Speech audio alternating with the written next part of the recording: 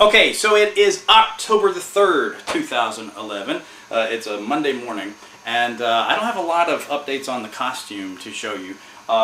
You may be wondering, first of all, Alex, why are you in a different t-shirt?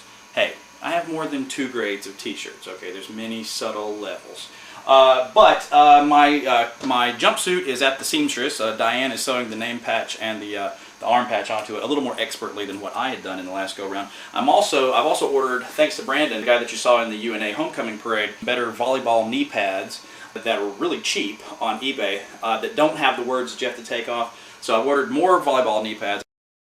I have been going through my parents' attic and I have found several large boxes full of stuff, like a Ghostbusters hot beverage thermal mug and free balloon for the kids. Now here in some pictures from my trip to Universal Studios in 1991, you can see the black fabric backpack that I wore all throughout college with an umbrella tucked down into the sleeve. And I wore this thing until it was just falling apart.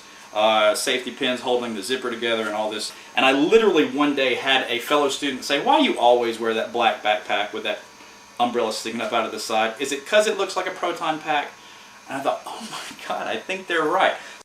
Now she may not look like much, but that is the proton pack that I built back in the day. Now this is a styrofoam, as you can see right here, packing case for a ceiling fan. And it had a big circular area down here where the motor went, and then it was sort of squared off at the top where the blades were stored. So when you bought a ceiling fan back in the 80s, and my dad for a while was installing ceiling fans, this is kind of the thing that you got. Now that's a pair of suspenders in there, elastic suspenders. And let's see, this one, through the gold, you can make out the Paul Mitchell font there. So apparently that's a Paul Mitchell brand of hairstyle stuff. This one I'm not sure. Yeah, Paul Mitchell, you can make it out the raised letters right there on the red too. And then a Joy dishwashing cap as the silver thing coming down. This is a telephone piece, or a standard little short jack. Piece of clear red plastic. That comes from the tech specs decoder of a Transformers. Not sure what this is. I think it's a plastic piece on like a big industrial roll of brown paper towels. You know, and it's got the 2 plastic knobs in there that chunk into the dispenser. And I think once you cut the crossbar out of there, you get a shape very similar to that. This red button here, and these 3, all of these are the center of a push-up, where you push, and it's got the flat piece that's pushing the ice cream up to your mouth. That's what all those are. And this is a real nut, a hex nut there. And this large circular piece here, it's the bottom off of a laundry basket that had broken. And then it was painted black, and as you can see, paint's just flaking off the thing. So, that was my original proton pack. This was my thrower. And this piece is just black poster paper. It has come off. The tape on it has no more adhesive. But as you can see, this was, I thought, a pretty ingenious solution to what I wanted it to do, because I wanted lights. I wanted it to have an activation light, and I wanted it to have a throwing light. You can barely see that there. I was amazed to go up in their attic the other day and find out that these batteries were still working. And all this is 2 flashlights, clearly, obviously. And then this one's had, you know, some slight decorative dressing put on there. But I didn't even paint the flashlights. They were actually black flashlights. The box itself is wood. And I have no skills with wood, so I must have had my dad to cut that out according to my plans. And then hopefully painted and assembled. Another Joy dishwashing detergent cap. Here you can see the silver paint flaking off the yellow plastic. Just glued into place. And this was the top of some shampoo. I want to say Prel or something like that. And I intentionally took a file and beveled that hole from the inside so that you could still have some bit of functionality, like you were, you know, adjusting your stream or whatever. These are simply push pins here, painted silver, and that is the top of a hairspray or something like that. And then the Ghostbusters logo. Bear in mind, I made these back in the day when people didn't have printers at their house. They didn't have scanners at their house. You made do with what you had. And that logo is cut from the side of a box of Ghostbusters cereal. So that's the heavy thrower. And then it's just got a hook where it could hook onto my old web belt that would support the weight of this heavy one. Now then, for decorative purposes, I made a clone. And this is just a lightweight mock-up. And it's just styrofoam. You can see the styrofoam right there in the side. And poster paper. I'm not sure what's inside there, but I'm guessing it's probably toilet paper tubes or paper towel tubes.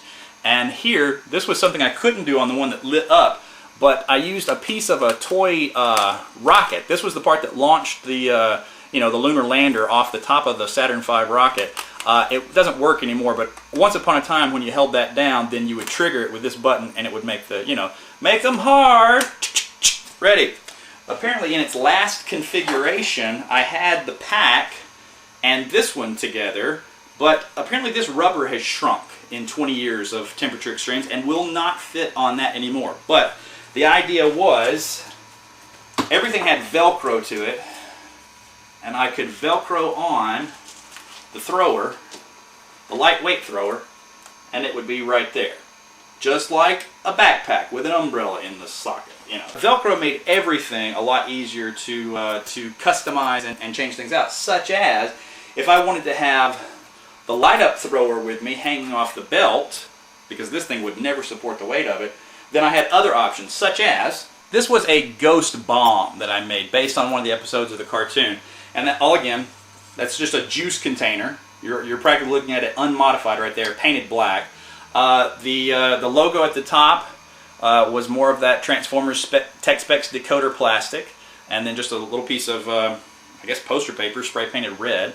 And then the activation switch there came out of the side of an Atari paddle controller. The rest of that Atari paddle controller is present in other things here. Use every part of the Buffalo. Don't throw anything away. So, I cannot find at the moment, I have not found it yet, my original Pke Meter, which was made from the body of the Atari paddle controller with a hairbrush coming out. And the shafts of the push-ups that you actually push those up with was the wing arms coming out there, and then the hairbrush handle, like I said. And then the interior of an Atari joystick actually was cut down to form the tip here of the thrower. The Ghost Bomb, then, I just took a drink caddy that you used to do for your car before they started making cars with places to hold your drink. You would hang this off your window. And so I took one of those and split it so that it would hold the Ghost Bomb, a little piece of Velcro here. And then there was a slit that I added to the top of the proton pack. So if you weren't carrying the gun, then you could socket that in and Velcro it down. And then you had a Ghost Bomb hanging there off of your proton pack.